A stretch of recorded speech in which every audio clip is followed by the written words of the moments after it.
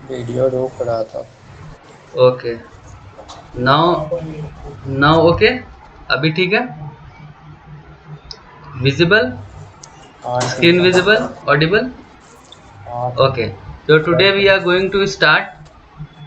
We will continue today if else, if else with example number 9.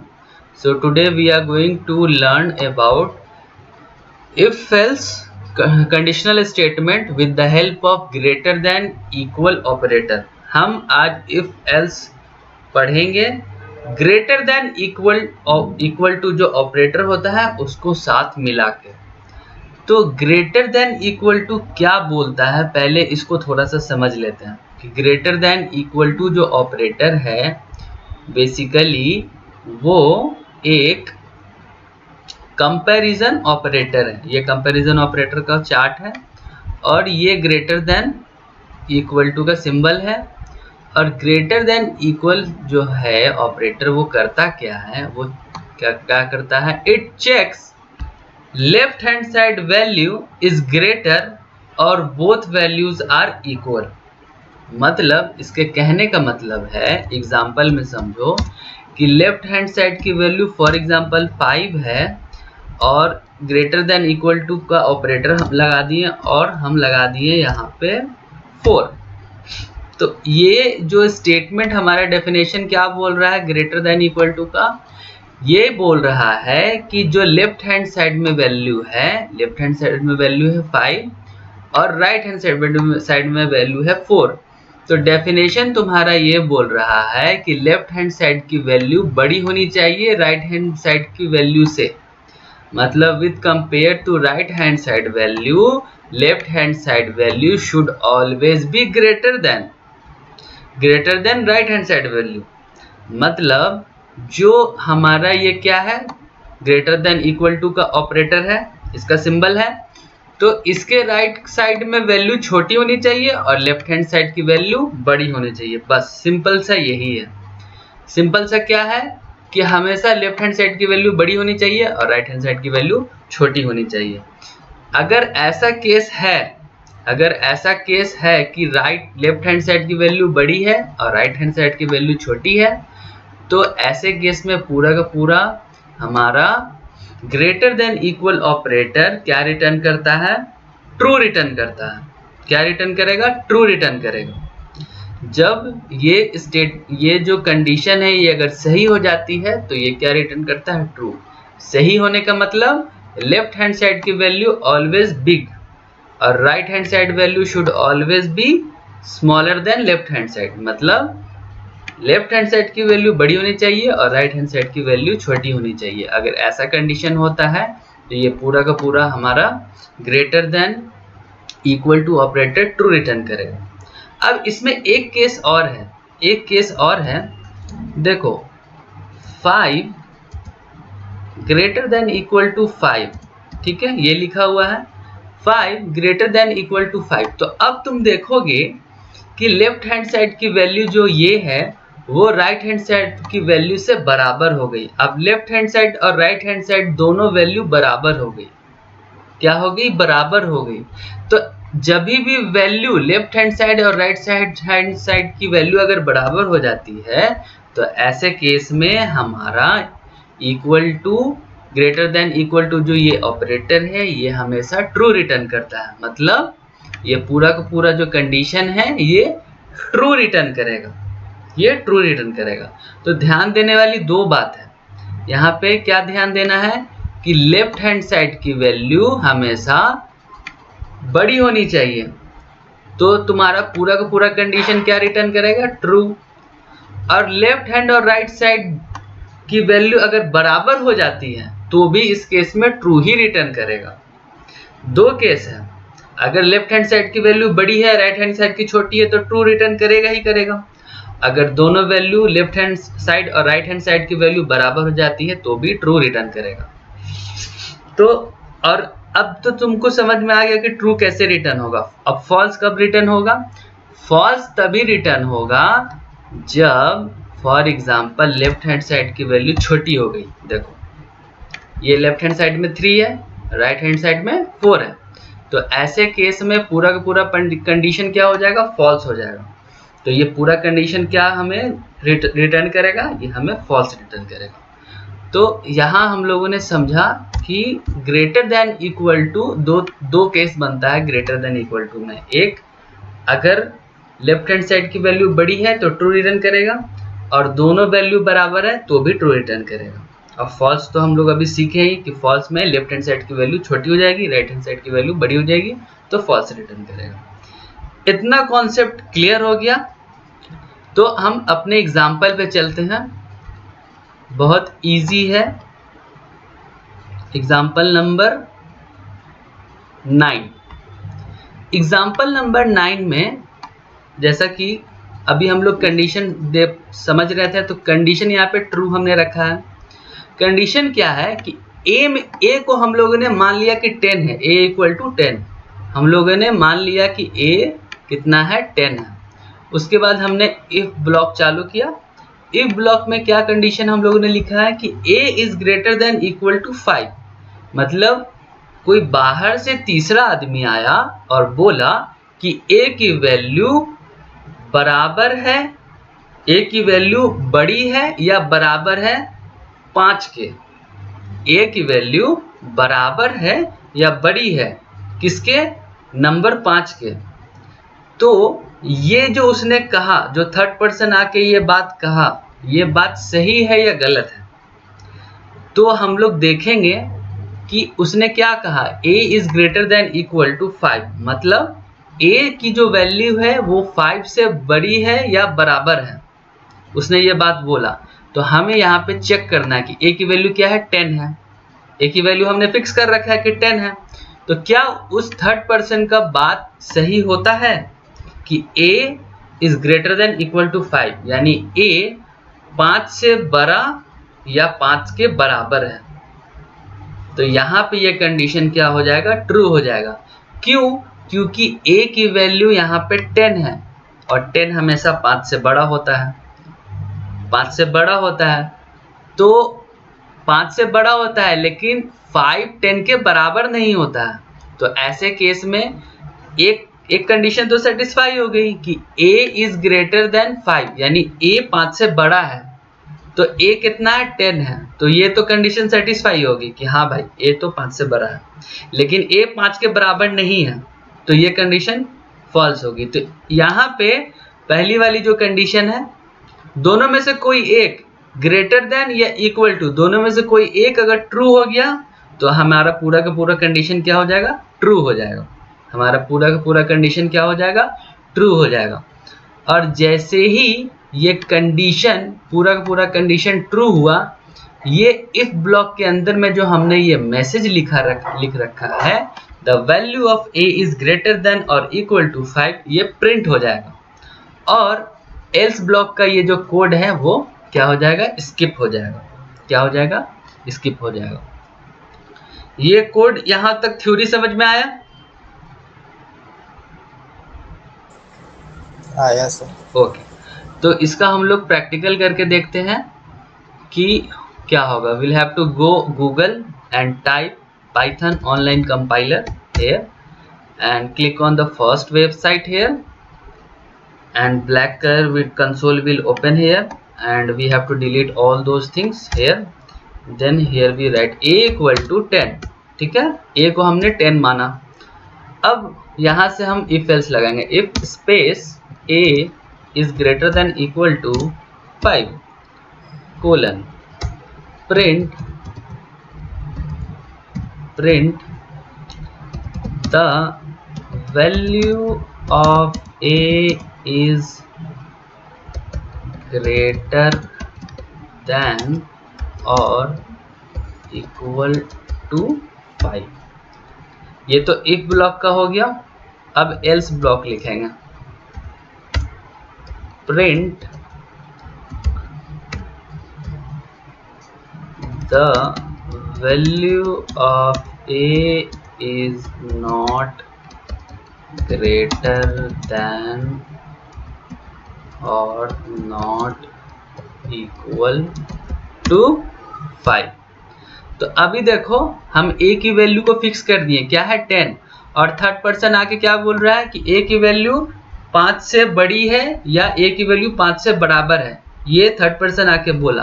तो इसको check किया जाएगा कि वो जो थर्ड पर्सन आके बोला वो सही है या नहीं, इसको हम लोग कंडीशन बोलते हैं। Then here we have to check condition. तो इस थर्ड पर्सन ने जो कंडीशन बोला है उसको चेक करो। तो यहाँ चेक करेंगे लाइन नंबर 1 में ए की वैल्यू क्या है, ए की वैल्यू 10 है। तो उसने जो बोला वो सही हुई या गलत हुई, जो थर्ड पर्सन आके बोला वो सही हुआ या गलत हुआ। तो वो जो थर्ड पर्सन आके बोला कि a is greater than equal to 5, यानी a 5 से बड़ा है या फिर बराबर है, दो चीज बोला, तो यहाँ पे कंडीशन हो जाएगी ट्रू। क्यों? क्योंकि यहाँ a की वैल्यू 10 है और a की वैल्यू 10 है, मतलब 10 जो है वो 5 से बड़ा होता है। तो पहला कंडीशन ट्रू हो गया। और अगर पहला कंडीशन ट्रू हो जा रहा है, दोनों में से कोई एक कंडीशन ट्रू हो रहा है, ग्रेटर देन या इक्वल टू, ये ग्रेटर देन का है, ये इक्वल टू का है, दोनों में से कोई एक ट्रू हो गया, तो हमारा पूरा पूरा क्या कंडीशन रिटर्न करेगा, पूरा पूरा कंडीशन हमें रिटर्न करेगा ट्रू। और जैसे ही ये ट्रू रिटर्न करेगा, कौन सा लाइन प्रिंट होगा, लाइन नंबर 3 प्रिंट होगा। और लाइन नंबर 3 में जो हमने ये मैसेज लिख रखा है वो आउटपुट में शो करेगा। और जैसे ही ये शो करेगा, कंट्रोलर यहाँ तक आएगा लाइन नंबर 3 तक और स्टॉप हो जाएगा और एल्स ब्लॉक को एग्जीक्यूट नहीं करेगा, एल्स ब्लॉक को रन नहीं करेगा। क्यों नहीं रन करेगा? क्योंकि कंडीशन ट्रू जब भी हो जाती है तो वो सिर्फ और सिर्फ एल्स ब्लॉक को एग्जीक्यूट करता है। तो इसको रन करके देखते हैं। रन किया, देखो ये जो मैसेज आया, the value of A is greater than equal to 5, ये कहाँ से आया? ये आया यहाँ से, लाइन नंबर 3 से। लाइन नंबर 3 से क्यों आया? क्योंकि हमारा जो कंडीशन था यहाँ पे ट्रू हो गया था, और जब कंडीशन ट्रू होता है तो हमारा लाइन नंबर 3 प्रिंट हो जाएगा और एल्स ब्लॉक, ये जो एल्स ब्लॉक है ये स्किप हो जाएगा। ये कोड समझ में आया?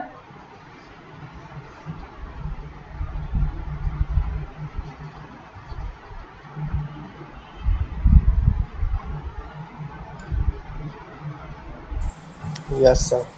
ठीक है। अभी क्या है, ये तो ग्रेटर देन, अभी क्या था हमारा ग्रेटर देन, ये जो सिंबल है ग्रेटर देन, ये ट्रू हुआ था तो हमारा पूरा पूरा लाइन नंबर 3 एग्जीक्यूट हुआ। अब क्या करते हैं, फॉर एग्जांपल मान लो कि दोनों वैल्यू बराबर हो गई, मतलब लेफ्ट हैंड साइड में a की वैल्यू और राइट हैंड साइड में जो वैल्यू है दोनों बराबर हो जाए। कैसे होगा मैं अभी बताता हूँ। देखो फॉर एग्जांपल a की वैल्यू हमने फिक्स कर दी 25, ठीक है, और कंडीशन में यहाँ लिखा 25।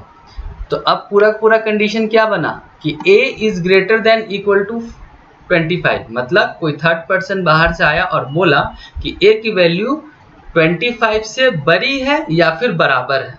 वो दो चीज बोला। क्या बोला थर्ड पर्सन? कि a की वैल्यू 25 के बराबर है या फिर उससे बड़ी है, ये बोला।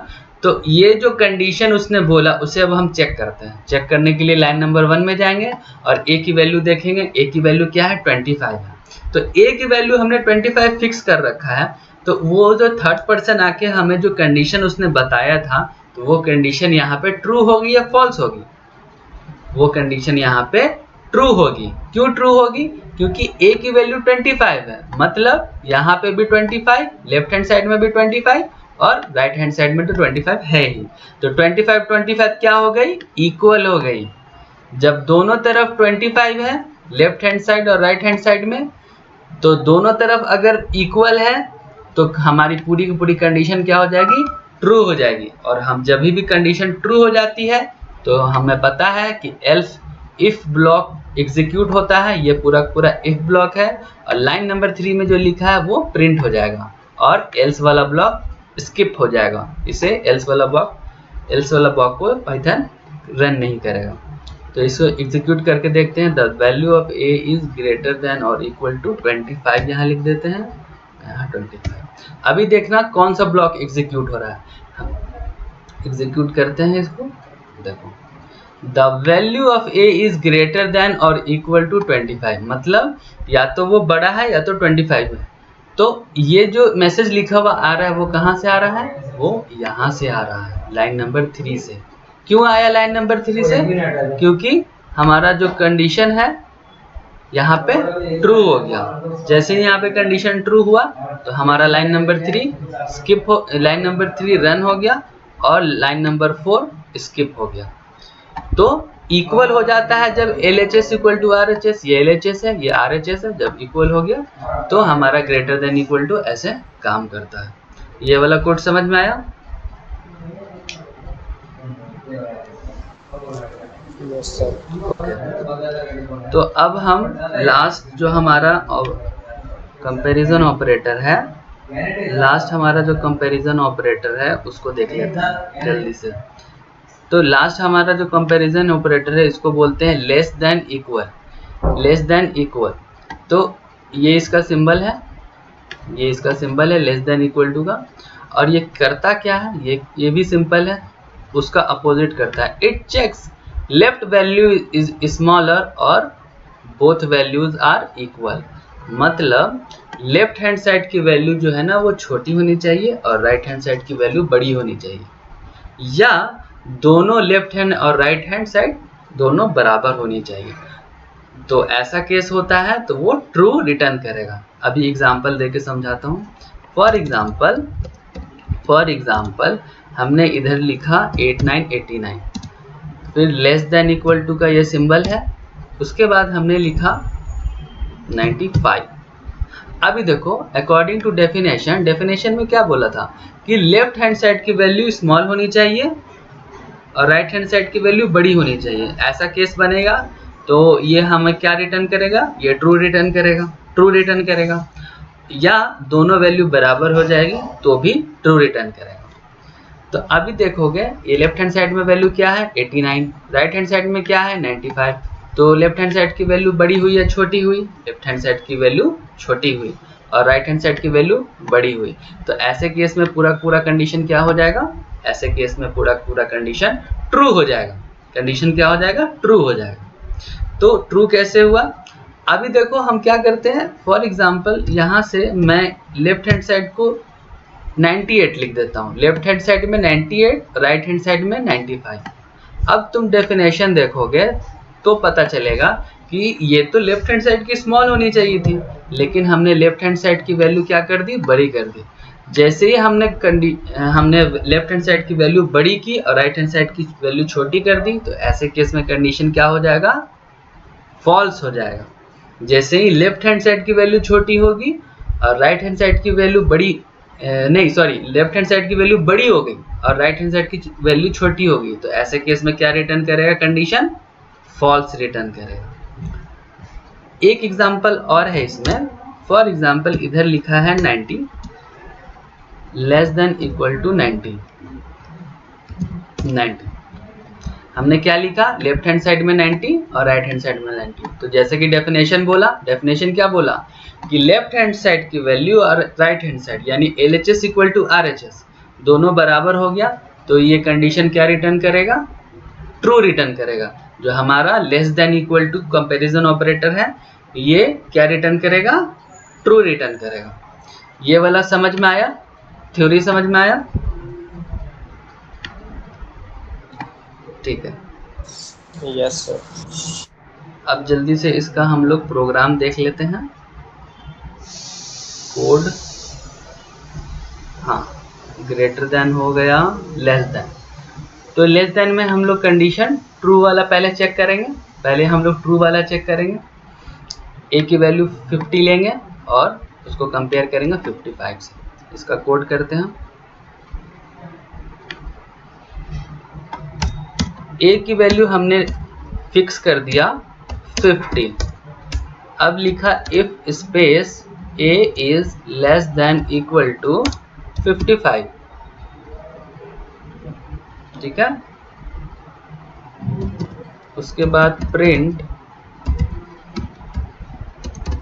The value of A is less than और इक्वल टू 55। ये इफ ब्लॉक का हो गया। अब एल्स ब्लॉक का,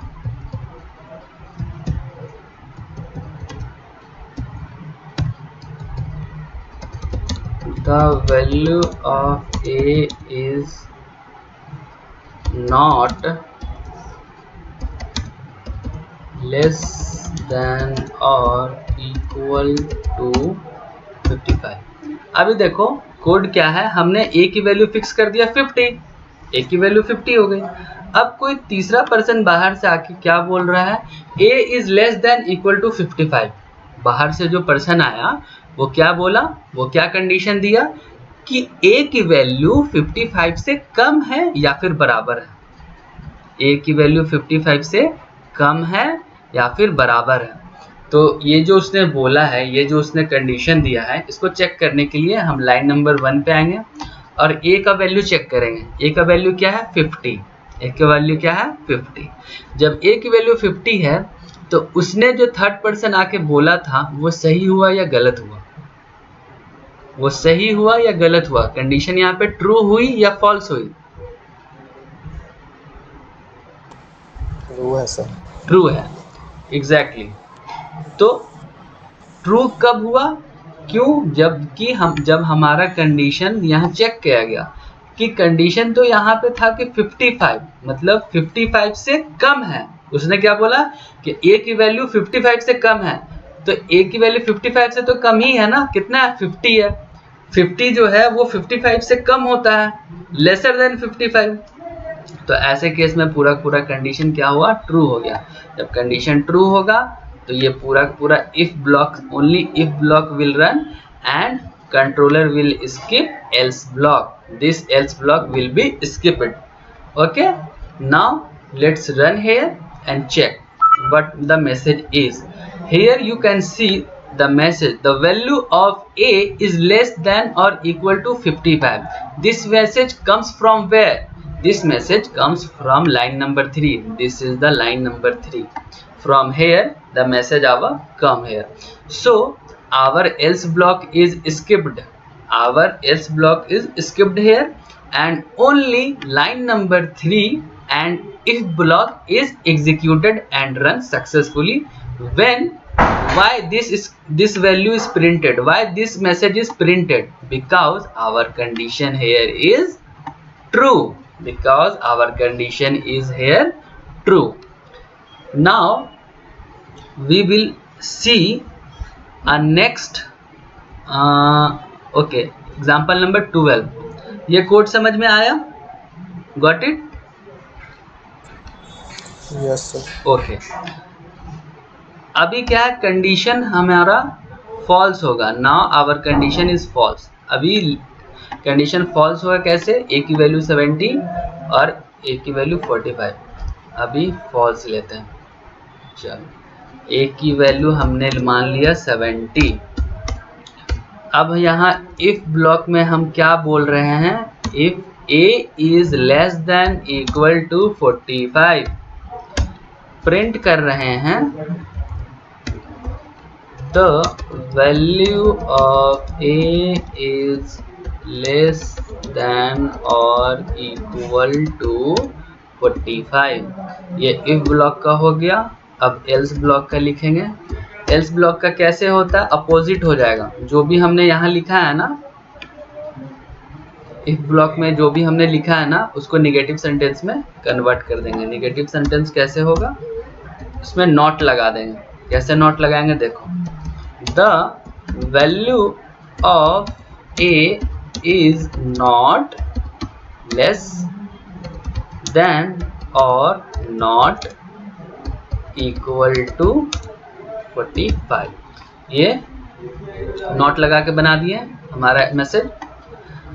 अभी देखो a की वैल्यू हमने फिक्स कर दी 70, ठीक है, और यहाँ पे कंडीशन क्या है, a is less than equal to 45, a is less than equal to 45। तो ये कंडीशन यहाँ पे क्या बोला जा रहा है कि a की वैल्यू जो है ना वो 45 से छोटा है, मतलब a की वैल्यू 45 से 45 से छोटा है या बराबर है, ये कंडीशन है। तो इसको चेक करेंगे, क्या a की वैल्यू 45 से छोटी है, लाइन नंबर 1 में चेक करो, क्या a की वैल्यू 45 से छोटी है? नहीं, a की वैल्यू 45 से बड़ी है।